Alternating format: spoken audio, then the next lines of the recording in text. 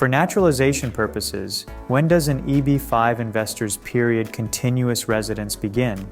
For naturalization purposes, an EB-5 investor's period of continuous residence begins when they receive their conditional permanent resident status. This happens after their Form I-526E, Immigrant Petition by Regional Center Investor, is adjudicated. The pathway to U.S. citizenship as an EB-5 investor. The EB-5 visa program is not a direct pathway to U.S. citizenship. The purpose of the program is for investors to be granted U.S. permanent resident status in exchange for their investment in a new commercial enterprise, NCE, that creates a minimum of 10 U.S. jobs. However, participation in the program does lead to lawful permanent resident status, which is a stepping stone to U.S. citizenship.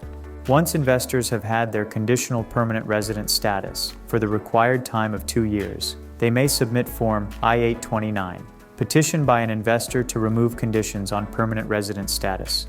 From that point, they must wait an additional 3 years before applying for U.S. citizenship through naturalization. To apply for U.S. citizenship, a lawful permanent resident must submit Form N-400, Application for Naturalization. In addition to submitting the form, applicants must meet certain criteria, such as remaining in the United States for the majority of the time. This means that, when traveling abroad, a U.S. permanent resident may not be absent for a period longer than 6 months. In addition, applicants must pay a filing fee, participate in an interview with United States Citizenship and Immigration Services, USCIS, and pass an exam. Many EB-5 investors immigrate with their spouse and children under the age of 21, known as derivative beneficiaries. Derivative beneficiaries have the same benefits as the primary applicant, the EB-5 investor. However, automatic citizenship only applies to children under the age of 18.